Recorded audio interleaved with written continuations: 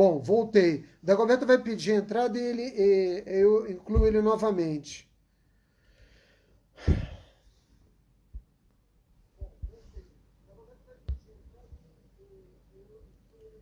Bom, deixa eu esperar aqui novamente as pessoas que estavam acompanhando, me desculpem, enfim.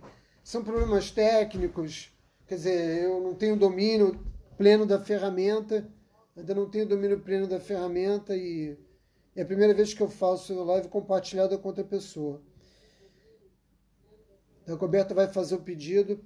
Bom, nós, até 2 semanas atrás, estávamos vivendo uma situação em que as restrições que haviam à circulação de pessoas em todo o país era muito pequena, né? E havia uma pressão muito grande para que o país não voltasse em lockdown. Mas os fatos falaram por si mesmo.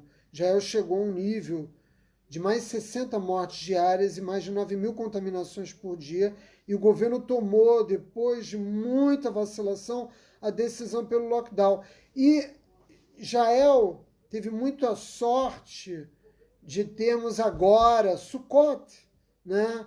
Que é o tempo da nossa alegria, e se nós não tivéssemos Sukkot no calendário das celebrações de Israel, dificilmente, né, nós teríamos condições de iniciar um novo lockdown e fazer isso com alegria. Só que essa alegria não durou muito. Por quê? Porque o governo decidiu que iria agir de uma forma violenta. Desde do primeiro lockdown, nós já tínhamos tido uma atitude muito crítica em relação a isso, que o governo precisava era colocar nos bairros religiosos e também em tantos outros bairros, porque vejam que a resistência à circulação de pessoas não foi só, como dizem, nos bairros religiosos. Tel Aviv, as praias estavam cheias. Todo esse período, a atividade cultural de Tel Aviv foi intensa. Não parou em momento algum. E eu recebi um vídeo mostrando hoje a praia em Tel Aviv, né? Não está lotada, mas tem muita gente tomando banho de mar como se fosse um dia, né, de Shabat, né, para os não religiosos, para os judeus seculares, um dia comum de frequência na praia.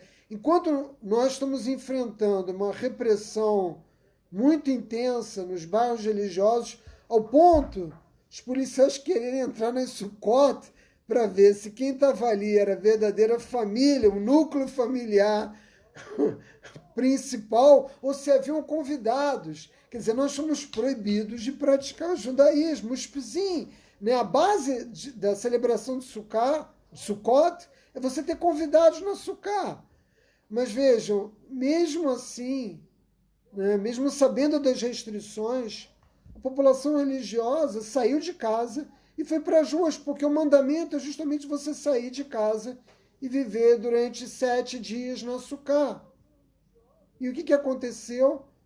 A polícia de Israel resolveu abrir uma verdadeira batalha campal, principalmente na cidade de Bnei Brak, mas isso está acontecendo aqui em Jerusalém também, né? Na cidade de Modin Ilit, onde há uma forte presença religiosa. E os vídeos, as imagens que nos chegam e que nós temos compartilhado, né, nos lembram o período em que Israel teve que desocupar Gaza, em que o exército teve que reprimir duramente os colonos e os moradores de Gaza para retirar. Foi um momento dilacerante, né, da história de Israel. E nós estamos vivendo isso novamente. Nós estamos vivendo isso por quê? Porque a polícia entra nos bairros religiosos não para conversar, né, não para dialogar, não para distribuir máscaras, não para trazer informação, né, não para ter uma relação que deveria ser o que marcasse, né, uma política efetiva de combate à contaminação dos vírus. Mas o que aconteceu foi ao contrário, foi uma aglomeração. Na medida em que a polícia entra com violência nos bairros, existe o quê? Manifestações. As pessoas que estão nas suas Sukkot, celebrando Sukkot, o que elas fazem? Elas saem. Elas saem para protestar contra essa forma agressiva e violenta que tem sido utilizada essa estratégia equivocada de ir até os bairros religiosos, né? E aí, imagens terríveis, crianças e religiosos, enfim, sendo vítimas de uma violência muito grande. E isso me força. Dagoberto deve estar tendo algum problema com o telefone dele que ele ainda não retornou. Isso me força a dizer para vocês, né, que enquanto os sionistas recrutam, né, a juventude de Israel aos 18 anos de idade para prestar serviço militar, né, nas forças de defesa de Israel, entre nós religiosos esse recrutamento não acontece aos 18 anos de idade, acontece aos 3 anos de idade, quando o menino realiza o seu primeiro corte de cabelo em Yom Shiranish, nessa cerimônia tão importante, né, de entrada da criança no seio do povo judeu.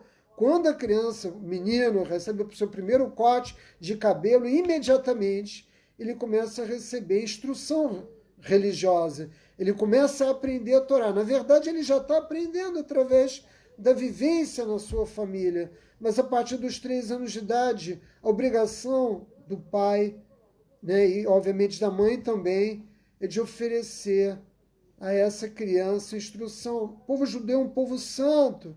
É preciso entender que a nossa missão no mundo é sustentar a humanidade. E como é que nós fazemos isso?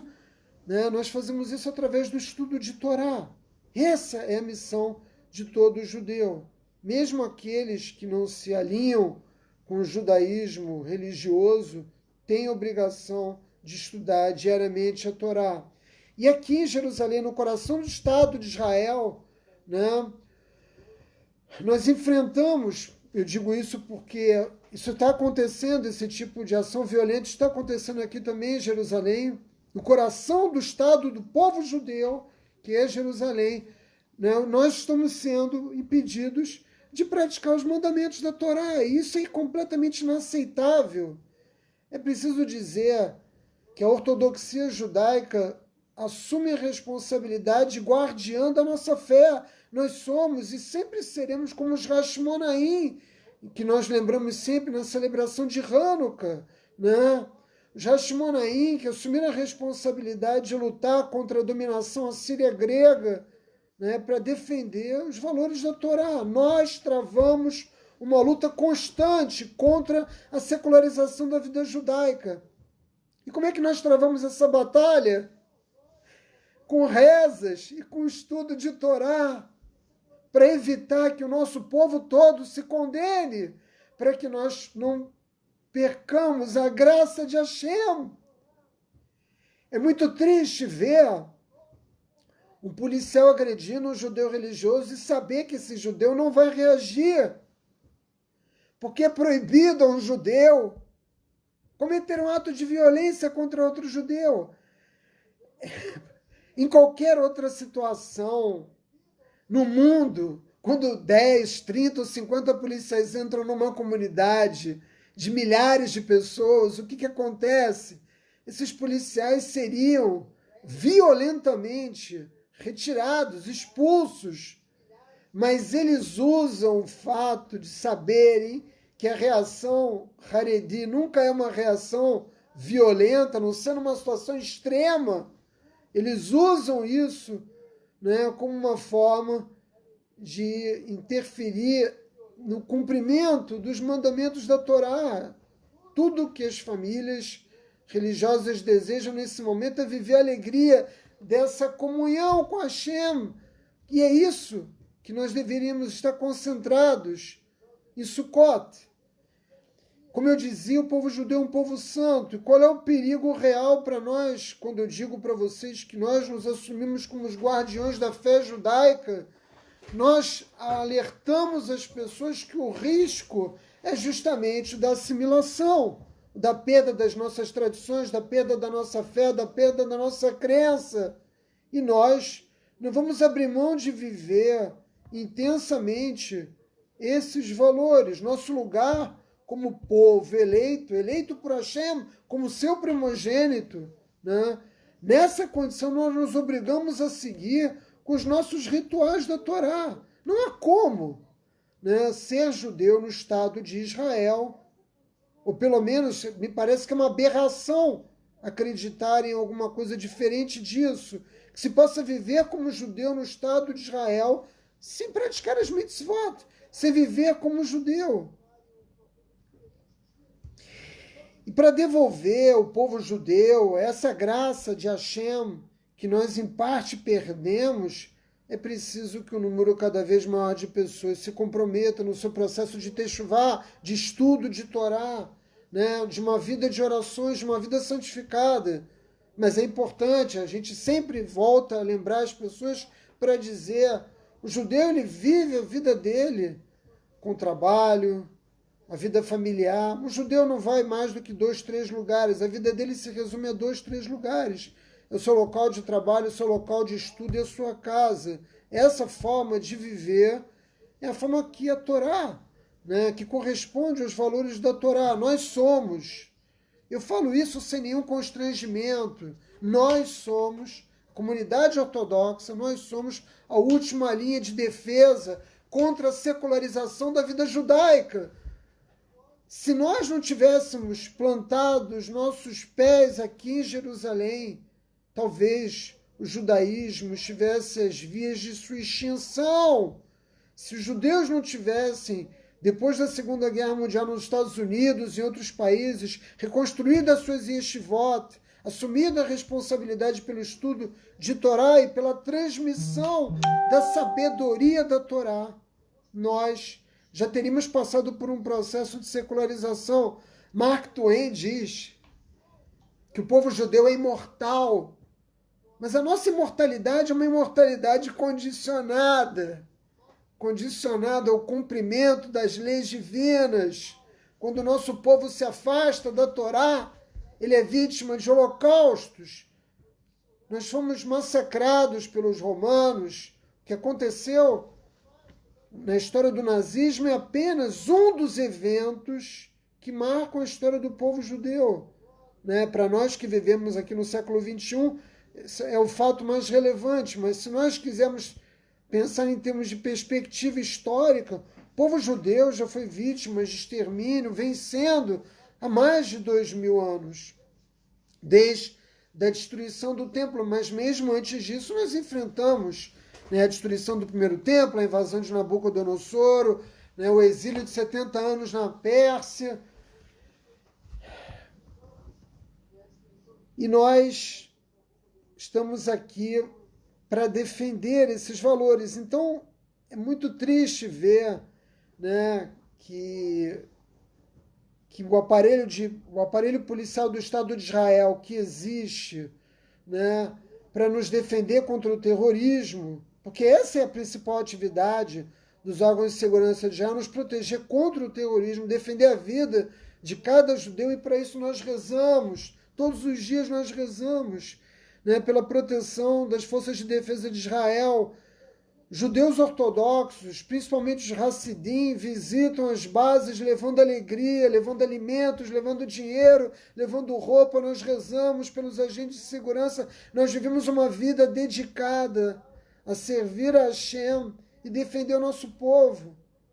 Então são imagens que dilaceram todos nós, né? Ver como é que um policial pega uma criança nossa de 11 anos de idade e dá uma chave de pescoço nela, como se fosse um terrorista palestino. E, por outro lado, quando nós observamos as imagens da forma como a IDF trata, né, o terrorismo palestino, existe uma contradição evidente. Nós estamos sendo tratados e criminalizados por praticarmos o judaísmo na terra de Israel. É completamente surreal o que está acontecendo nesse momento. E o que é mais grave, nós fazemos parte desse governo.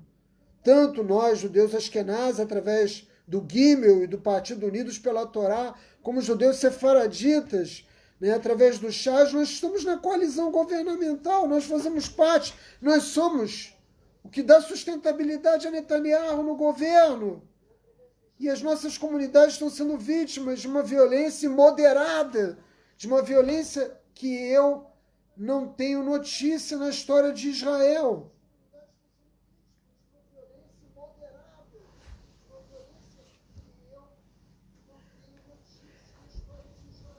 Sukkot é comemorado na diáspora em 8 dias e aqui em Israel em 7 dias, como acontece em boa parte dos nossos Hagim, das nossas festas.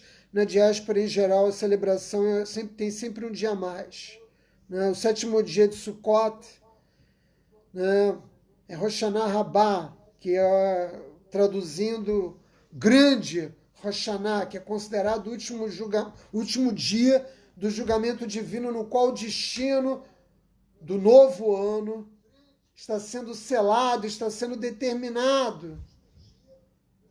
Isso vai acontecer, né, na diáspora e também aqui em Israel. Portanto, se você não se empenhou adequadamente no Yom Kippur, se você ainda tem dúvidas sobre ter feito a coisa certa para se acertar com o Criador, você tem essa oportunidade agora, no último dia de Sukkot, Rosh Hashanah Rabbah. A tradição, nós passamos a noite acordados, recitando os Teilim, uma coisa que qualquer pessoa pode fazer, uma noite dedicada aos estudos. No dia seguinte fazemos uma refeição festiva, um almoço, em que nós comemos raloto com mel, fazemos isso na sucá, sem fazer as bênçãos, né? Da mesma forma que fazemos no dia seguinte em Simchat Torah. Nesse momento em que nós estamos tendo que lidar, né, com essa ação violenta da polícia, a nossa resposta é através da Torá. Nosso compromisso é de seguir promovendo, né, os ensinamentos da Torá. Afinal de contas, tudo que todo judeu deve desejar é amenizar as 5 medidas de severidade de Hashem no mundo e na sua vida pessoal. Toda pessoa, todo judeu sensato sabe que esse era o momento da gente estar vivendo em confraternização. O povo judeu tinha que estar unido, mas nós estamos travando uma batalha campal nos nossos bairros, em vez de celebrando, né, Sukkot, Rosh Hashanah Rabbah, Shemini Atzeret e Simchat Torah. Shemini Atzeret, que é o equivalente ao 8º dia, aqui em Israel, como a gente não tem, como a nossa comemoração não é em 8 dias, no 7º dia se encerra, e no 8º dia nós comemoramos juntos, Shemini Atzeret, Shemini 8º, junto com o Simchat Torah. E nós vamos fazer isso de que maneira? Na medida em que Israel é um único dia. Na diáspora, em toda a diáspora, isso acontece em 2 dias. O que nós fazemos? Nós lembramos, como uma metáfora para compreender o significado de Shemini Atzeret, nós lembramos, né, de uma história talmúdica no qual o rei dá uma grande festa, um grande banquete, e durante esse banquete os seus convidados mais diletos, aquelas pessoas mais próximas dele, ele não consegue dar atenção adequada porque ele tem muitas responsabilidades como rei, com os protocolos. E quando a festa termina, ele diz para esses amigos, olha, vocês não vão não, vocês fiquem comigo mais um dia. Hashem diz isso para o povo judeu. Durante Sukkot, nós fizemos 70 sacrifícios de touros, correspondentes às 70 nações, como a Torá nos ensina, os 70 descendentes de Noa. Sukkot não é uma festa só para os judeus, Sukkot é uma festa para toda a humanidade. Nós fazemos os korbanot para que haja paz, para que haja bem-aventurança em todo mundo. Mas em Shemini Atzeret nós fazemos o korban de um único touro.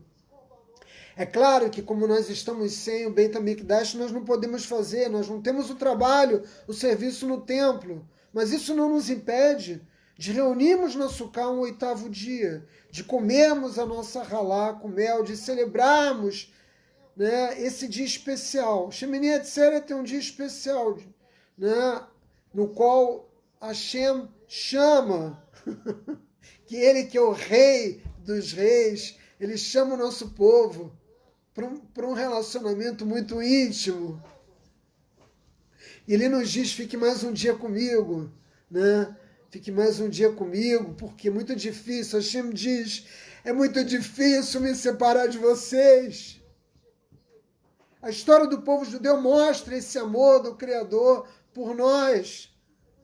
E nós fazemos as nossas orações por chuva em Israel, nesse dia, em Shemini Atzeret. Nós temos que rezar porque essa bênção é o que determina a nossa sobrevivência na terra de Israel. Ano passado, antes mesmo de concluir Sukkot, já estava chovendo. E foi um ano em que nós tivemos mais chuvas do que nos últimos 60 anos em Israel. Temos sido fortemente abençoados. E ainda estamos na Sukkah, ainda vamos estar na Sukkah, mas não vamos recitar as bênçãos, também não vamos balançar mais as 4 espécies, mas nós aproveitamos a ocasião ainda, Shemini Atzeret e Simchat Torah, para fazer score e celebrar e lembrar, né, dos nossos entes queridos que já nos deixaram e acender uma vela por eles e rezar por eles. É uma oportunidade, né, de lembrá-los nesse momento de tanta alegria do nosso povo, de tanta comunhão com Hashem. E aqui em Israel nós fazemos isso no mesmo dia, Shemini Atzeret Simchat Torah. E Simchat Torah nós vamos fazer a Zakafot, ou seja, nós vamos dançar em volta da Bimá, segurando os rolos de Torá, né? E todo judeu é chamado a aliar, né, para a Torá, a ler um trecho da Torá, mesmo as crianças, para que elas se sintam parte dessa celebração. Simchat Torá é como Yom Tov. Um bom dia significa que existem todas as interdições que são semelhantes ao do Shabat, né? Nós não podemos usar telefones, aparelhos eletrônicos. Enfim, nós devemos dedicar esse dia ao serviço do Eterno, né? E é um dia muito especial porque a gente vai dançar com os rolos de Torá, nós vamos abri-los completamente e depois vamos enrolá-los novamente para o início, né, de um novo ciclo de leitura da Torá, começando com a Parashá Bereshit, que nós já vamos ler os primeiros versos, já logo em seguida. Né? Amanhã fazemos a leitura da última Parashá, Vezot Abrahá, fazemos a cerimônia de Simchat Torah, já começamos a ler os primeiros versos e no Shabat agora já reiniciamos com a leitura completa da primeira Parashá da Torá. Como eu disse, meus amigos, no início, Simonei Israel Mo Akeido Shmo, ou seja, o povo de Israel se distingue de todos os outros povos. Nós temos que resgatar a beleza dessas características que marcam a nossa identidade como povo, a compaixão, a humildade, a benevolência, para que Hashem se agrade cada vez mais do nosso povo. É aí que se concentra a nossa defesa, né? Esse decreto tão duro que recaiu sobre o mundo do Covid não vai desaparecer apenas, né, pela vontade humana. É preciso que Hashem, né, seja convencido de que a humanidade aprendeu alguma coisa como resultado desse processo.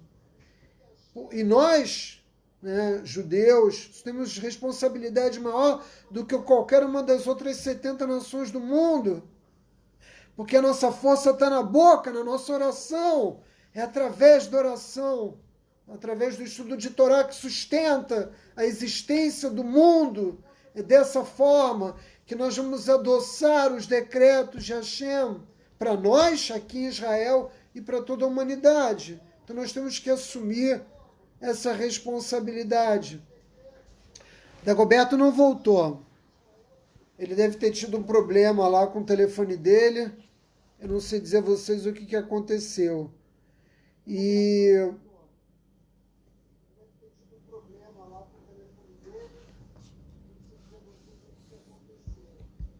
a nossa intenção sempre foi essa, de chamar a atenção para o equívoco, né, do governo de Israel a se relacionar com a comunidade religiosa dessa forma. Existe aqui em Israel uma atitude que se repete, que trata a comunidade religiosa como bode expiatório de todos os problemas. Quando atravessa uma crise econômica, a culpa é dos religiosos, mas eu trabalho com muitos religiosos numa indústria de pão, né? Boa parte da comunidade religiosa se encontra nas fábricas, nas empresas, trabalhando ativamente, nem poderia ser diferente, porque nós já somos um contingente de quase 30% da população israelense, né? O que incomoda é que nós não dedicamos ao trabalho o mesmo empenho, a mesma dedicação que outros setores, porque a nossa prioridade é servir a Hashem. Ademais, quando nós trabalhamos apenas para ocultar o milagre da Parnassá. Que nos dá Parnassá, que nos dá sustento é Hashem. Mas nós precisamos ocultar esse milagre. E nós fazemos isso através do trabalho, né? Ou de outras ações, como o estudo de Torá. E existe uma dificuldade, nós estamos travando esse duelo já há muitas décadas aqui em Israel para tentar convencer os sionistas de que a fonte de proteção do Estado de Israel não se assenta, né, na nossa capacidade militar, mas nas bênçãos do Criador. E nós tivemos inúmeras provas disso ao longo da nossa história. Israel não sobreviveria, não teria sobrevivido. Nós acabamos de comemorar Yom Kippur e nós sempre lembramos da guerra do Yom Kippur, quando Israel quase foi destruída, quando os árabes quase conseguiram nos empurrar em direção ao mar, mas o Deus de Israel foi mais forte. Mas essa força é uma força que vem da nossa oração. Nunca é demais lembrar que Davi, que foi o maior rei de Israel, que travou as batalhas mais importantes para a preservação do nosso povo, sempre dividia o seu exército. E para cada soldado que ia para o campo de batalha, um outro permaneceria em Israel rezando, né? E só os mais temerosos, os mais tementes a Hashem, né? Aqueles que não tinham dúvida da sua fé, de sua crença no Criador, lutavam contra, especialmente os filisteus, que eram, né, nossa pedra no sapato nesse período da governança de Davi,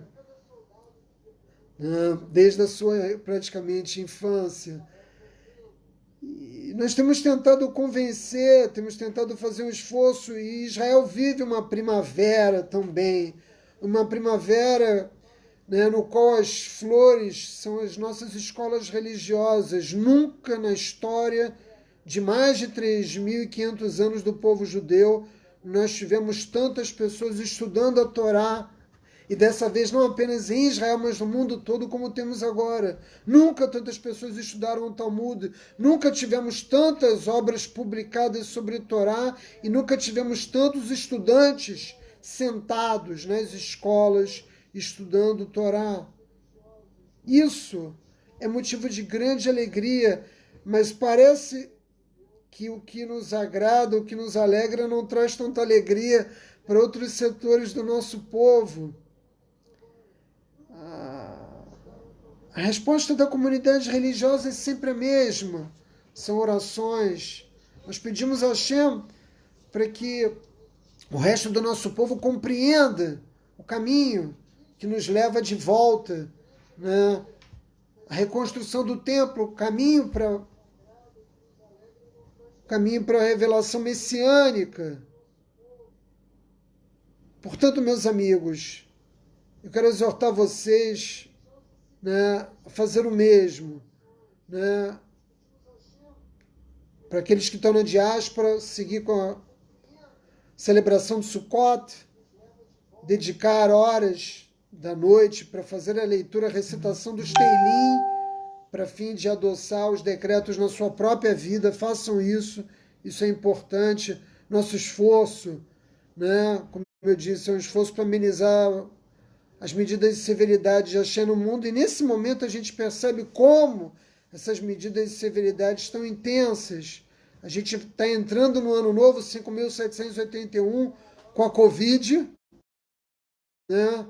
E nada parece indicar que a humanidade vai sair disso com rapidez. Nós precisamos fazer a nossa parte, né? E a comunidade religiosa tem feito isso através, né, das leis divinas, através daquilo, porque veja, como nós não temos mais como fazer os sacrifícios no Beit HaMikdash, os korbanot, o sacrifício é feito na forma do estudo da Torá. E eu quero aproveitar essa oportunidade para pedir a vocês ajuda na divulgação dos vídeos que nós estamos produzindo no nosso canal no YouTube, né, que a mensagem da Torá se dissemine para um número cada vez maior de pessoas. Que eu possuo a qualidade de tornar conteúdos complexos em explicações relativamente simples. Os vídeos que a gente tem feito, eles são bastante simples e diretos de compreensão, além de eu colocar neles sempre muita emoção, né?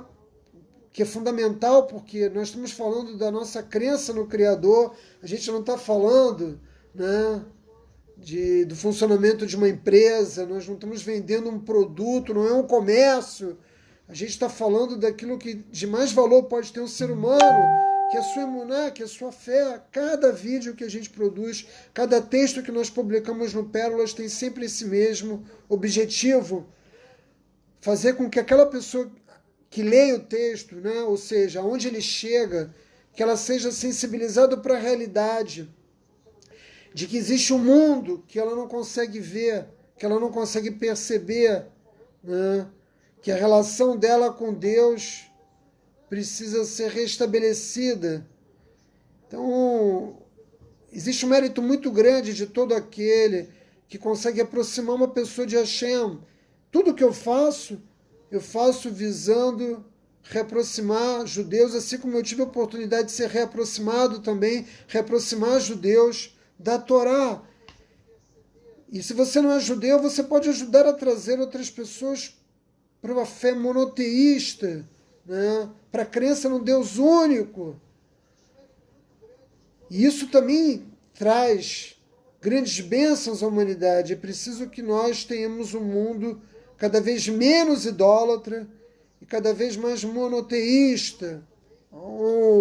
Os textos que nós publicamos, os vídeos que nós fazemos, o material que nós enviamos pelos canais do WhatsApp são ferramentas. Assim como o judeu tem 613 mitzvot, os Bineinot tem 7, mas cada material que nós compartilhamos com vocês é uma ferramenta para trazer instrução, para levar discernimento, conhecimento para as pessoas a respeito da realidade, né? Dessa realidade que se esconde, né, por detrás da aparência de um mundo materialista, né, de um mundo que valoriza a aparência ao invés da essência. Eu quero pedir a vocês que nos ajudem nesse sentido, para que a gente possa avançar naquilo que é o objetivo de todo judeu, pelo menos, né, que é fazer com que Hashem se apiede da humanidade, nos envie o único e verdadeiro Mashiach, que seja breve em nossos dias. É isso, meus amigos. Eu agradeço pela presença de vocês hoje aqui. Forte abraço a todos e fiquem todos com Hashem. Aproveitem o resto da comemoração de Sukkot e orem, né? Dirijam as orações de vocês, né, para a Terra Santa de Israel, para que a gente consiga chegar a um entendimento, para que o nosso povo consiga superar esse momento de dificuldade, né, e nós possamos avançar em direção, né, a essa nova era, né, que nós temos oportunidade de vivenciar todo o Shabat. Mas o que nós queremos é um Shabat permanente, com Mashiach, um governo, né, mundial, que seja um governo orientado pelas leis do Criador. Vai!